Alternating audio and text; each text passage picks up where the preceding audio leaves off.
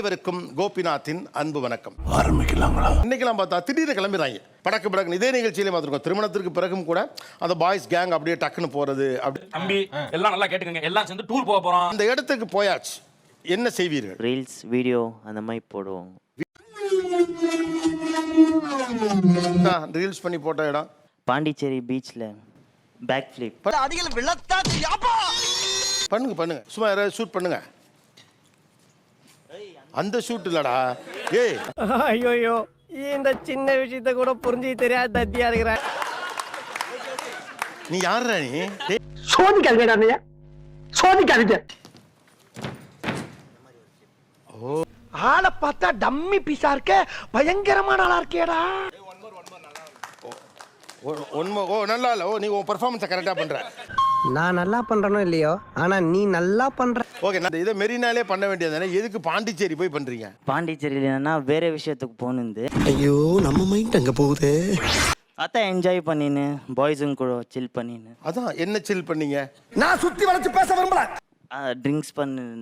Hidden falls போகலாம் அப்படின்னா சரி கிளம்பணும். ஸோ இறங்கி போகும்போது போதிங்க, இந்த மாதிரி நிறைய பேர் வந்துட்டு பிரச்சனை ஆகுதுன்னு வார்ன் பண்ணாங்க. வழியாக போகாதே, போவோம்.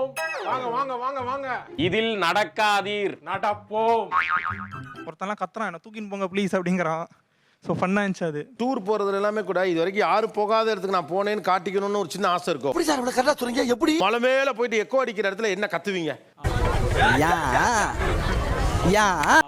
சும்மா என் ஃப்ரெண்ட் பேர் சொல்லி ஏதாவது கெட்ட வார்த்தையில கத்துவேன். கத்தி போட்டு காட்டினா போதும். Love you ஜெனு. யார் ஜெனு? நான் தான் ஜெனு. அவன் தான்டா நானு. உன்னையே நீயே கேக்குற. அதான் வேற ஏதோ பொண்ணு சொன்ன மாதிரி நினைச்சுக்கினேன். நம்ம குடும்பத்துக்கு இதெல்லாம் தேவையா கோபி? பொம்பளை சோக்கு கேக்குதா கோபி? பொம்பளை சோக்கு.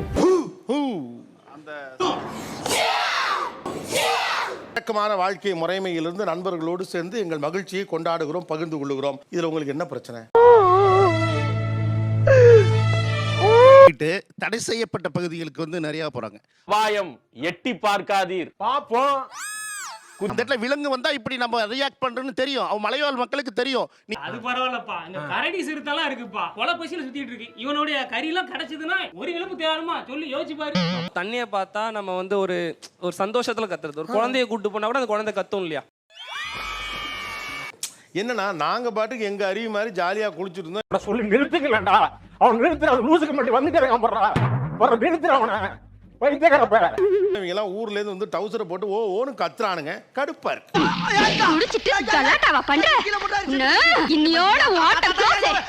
வச்சு பாட்டு போட்டு சத்தம் பண்றாங்க. அது தொந்தரவா இருக்கு. பாய்ஸ் டூர்ல குடி ஒரு பார்ட்டா இருக்கா இல்லையா? இருக்குண்ணா. சென்னையில பப் இருக்கு, அங்க கத்துனா யாருமே ஒண்ணு, அது கத்துறதுக்குனே உள்ள இடம். பப்புக்கு போய் குடி நல்லா இருக்குமா? நல்லா இருக்கும். உங்க அட்வைஸ்.